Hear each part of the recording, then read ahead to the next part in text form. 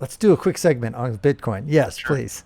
It has, as of this recording, we're in the mid 30,000 range, so 35, 36, whatever it is, 37. I No, think as it's of gone. this second, it's $37,209. Okay, there you go.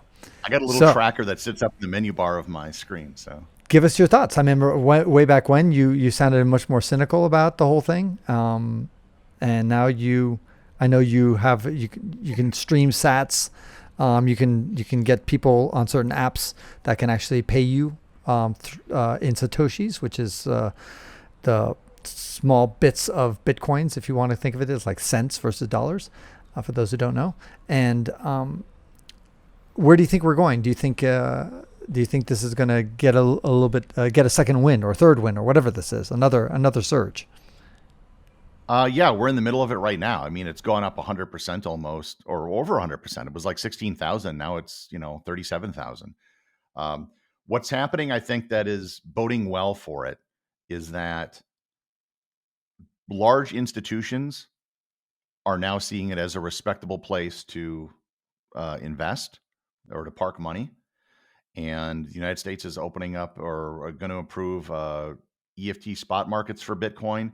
They've basically said Bitcoin is a commodity as opposed to other uh, cryptocurrencies that are securities because there's no one person running it. So I think that all bodes very well for it.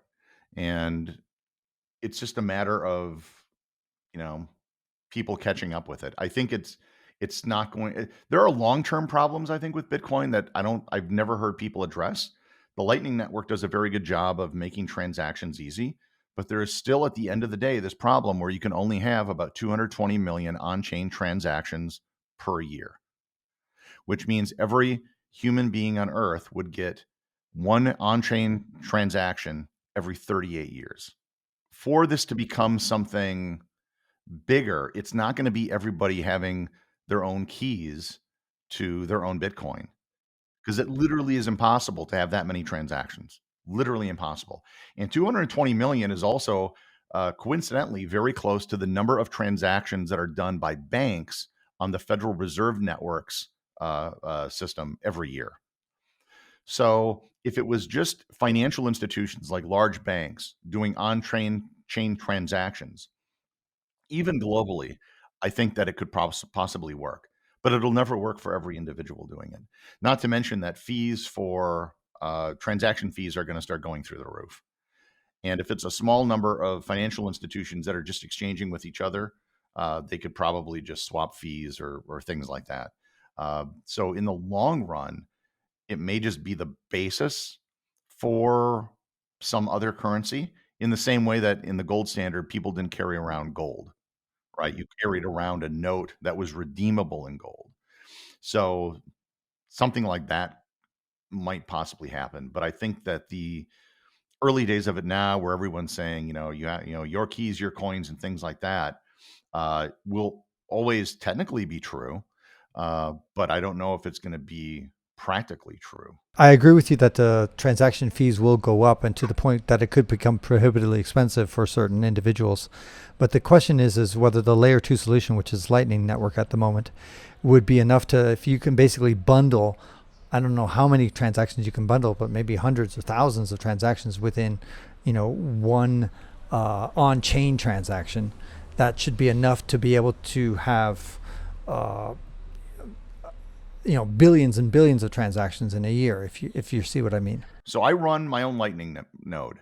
I run my own my own Bitcoin node, my own Lightning node, and so I have to set up a channel with one or more other parties to get liquidity in order to do transactions. So basically, I have to lock up, say, a million satoshis that I can then use to send or receive other satoshis. Um, Even with that, I am going to have to reset the channel because it's either exhausted its liquidity or the other party has decided to reset it at least once a year, probably a couple times a year, depending on the size of it.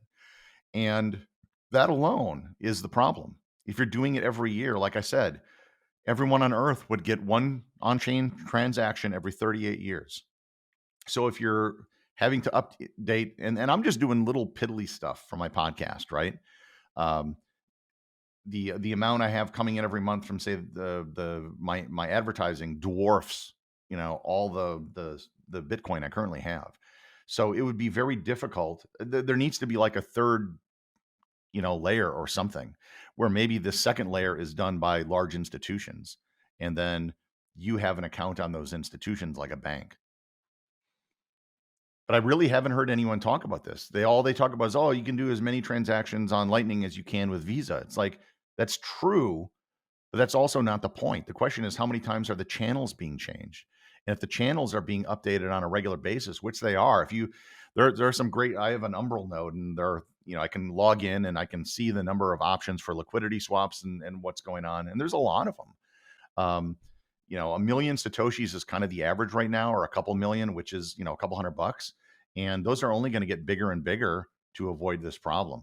So I think there's still more innovation that needs to be done in this space in order for this to be but we're a long way from that as well. So this is a long-term problem. In the meantime, and I don't know what you're seeing in Africa, but I know if you look at the top 10 countries in terms of Bitcoin adoption, like it's the United States is one, and then the rest are all developing countries. It's Vietnam, Nigeria, places like that have crummy banking systems. And a reason why a lot of Americans don't understand the value of it is because they have a relatively good banking system, and they have one of, what I will call the least worst currency in the world. A lot of people want to have US dollars. But if you live in a place that has a crappy currency, or, crappy banking systems like Argentina, you want to put your money in something else. And it could be a stack of $100 bills, which is not inherently safe, or it could be something like this that you could travel overseas with if you just know, some passwords. And so that's why I think it's going to keep growing, and the adoption of Bitcoin is going to increase. And it really, almost at a certain level, has nothing to do with the United States. It has to do with the rest of the world. So true. I agree with that 100%. I'll need to research a little bit more about your idea about the transaction bottleneck, if you will. I haven't heard that. That doesn't mean, I'm not saying that you're not right. I'm just saying that I haven't delved into that issue or heard. So do you remember a couple of years ago, they had the thing called the block size wars, where they wanted to increase the size of a block? That all had to do with the number of transactions. So right now, Bitcoin can transact about 7 transactions a second, and you just extend that out 7 times the number of seconds in a year, you end up around 220 million, and that's a pretty hard limit. There are some things they did. They had a change recently where they were able to, put in a little bit more data, so that number can change on the margins, but it's not like it's going to double or triple.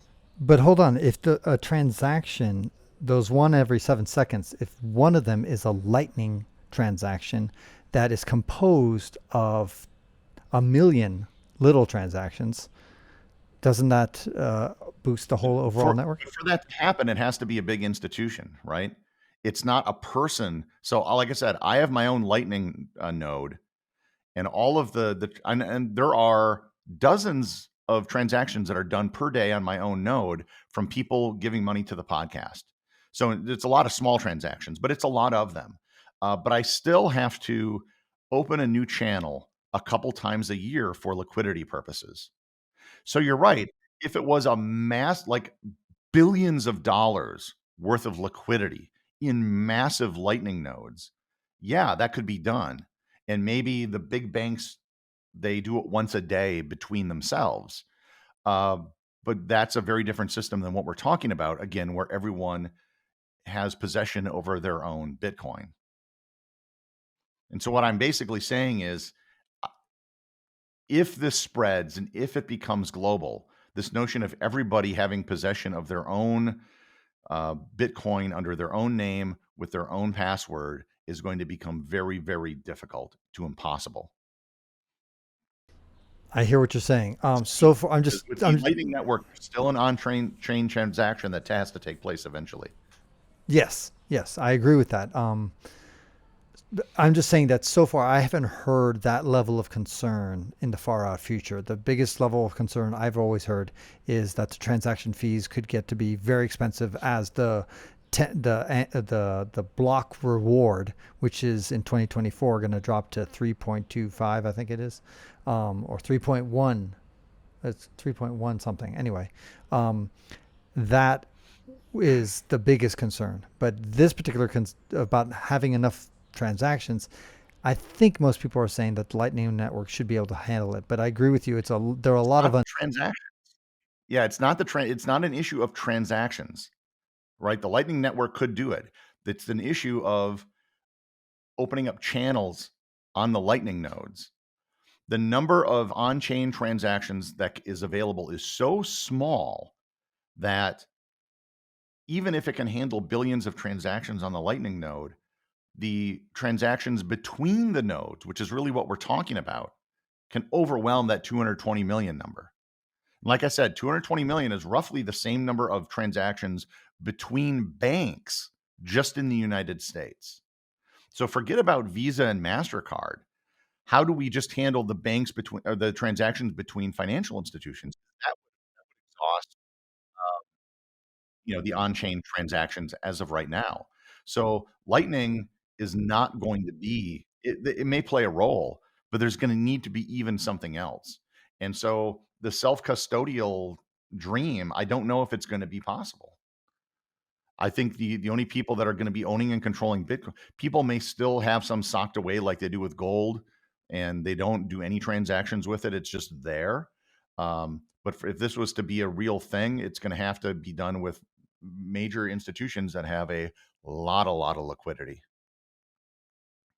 All right. Well, fascinating discussions, Gary. We will definitely talk back more about this later on in 2024. I wish you the best with your podcast. It's great. I suggest everybody definitely to listen to it. I love listening to every single episode. You got a nice Q&A episodes, I think once a month, right? Yeah, first Saturday of Yeah. every month. Yeah. So those are great, and those are fun too. So it's a great way to just learn a little something every day.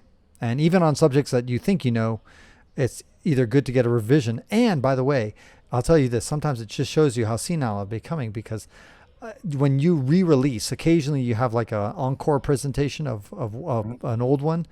I'm like, I know I've listened to everything. I'm part of the completionist club. I've listened to every damn podcast you've made. And yet I see a thing, this is a re-release, and I don't even remember much of it at all. And I have to listen to it again. So either I So didn't listen to it. I'm on show number 1200. So you're just going to forget things, or you need a refresher, and that's just normal for people. And strangely enough, yeah, even though I do these encore episodes, I've never gotten a single complaint about them. So Awesome. yeah. All right. Take care, Gary.